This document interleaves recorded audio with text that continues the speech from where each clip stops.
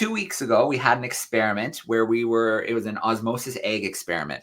So we had 2 eggs, we put them in vinegar and we left them for 24 hours. During that 24 hours, the shells dissolved. We left them for another 24 hours to complete that process. So I've got a little clip here just to show what it looks like when kind of sped up when those eggs shells are dissolving. So there we go. You can see all that bubbling sitting in the vinegar.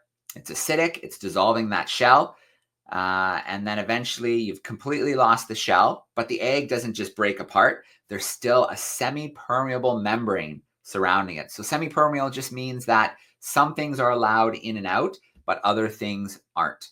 So for example, water is allowed in and out, but the proteins inside the eggshell can't pass through, or sorry, inside the egg itself can't pass through that membrane, but water can pass in and out depending on what's going on.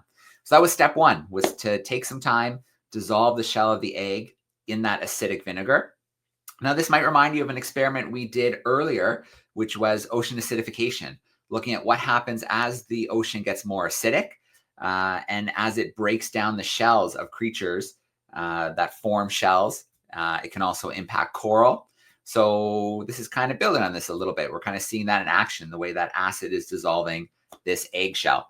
So after we had our 2 kind of rubbery, maybe bouncy eggs without their shells, it was then time to put one in water and then to put one in like a sugary substance. I showed sugar water as a really easy example, but you could have used corn syrup as well. That would have worked well. So let me show you the 2 clips and then we'll talk about what happened in each clip.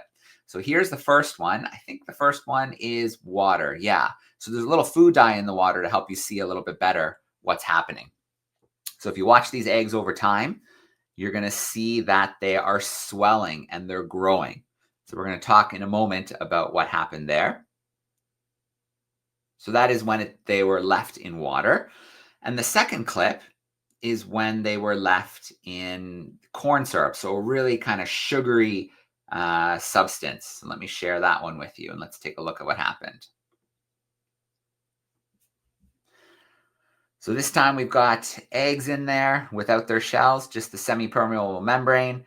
And you can see that in this case, they're actually shrinking and they're shriveling up.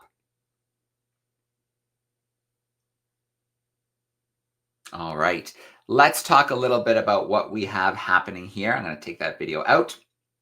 All right, so essentially what we are seeing here is 2 things at play. So you may have heard diffusion before. So diffusion is the movement of a substance from a higher concentration to a lower concentration. And so it's attempting to reach equilibrium. So the amount of that substance is the same on each side of kind of the barrier or the area that it's spreading to. So diffusion, it's the movement of a substance from a higher concentration to a lower concentration.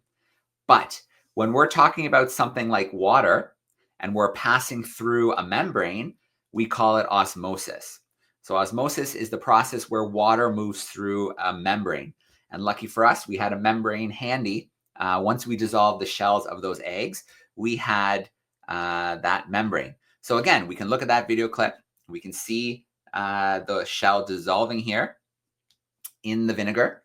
And then we're left with that semi-permeable membrane. And then we are ready to see osmosis in action. What happens when we put it in different substances? So the first one we looked at was putting it into the water. And what we saw was it swell up. And that's because there's more water in the solution, in the little jar that we had it in, than inside the egg itself. So the water moved inside of the egg through the semi-permeable membrane until it reached equilibrium, until water concentration in the egg was similar to outside. So that's why the egg swelled up as water passed through that semi-permeable membrane through osmosis. And we can take a look at that clip one more time as well. So you can see here the eggs swelling up as the water is moving to try and reach equilibrium. More water outside than inside, so the water moved in through that membrane. And then finally, what we had happening when we put it into the corn syrup, we had the opposite happening. We had more water inside of the egg than in the solution outside.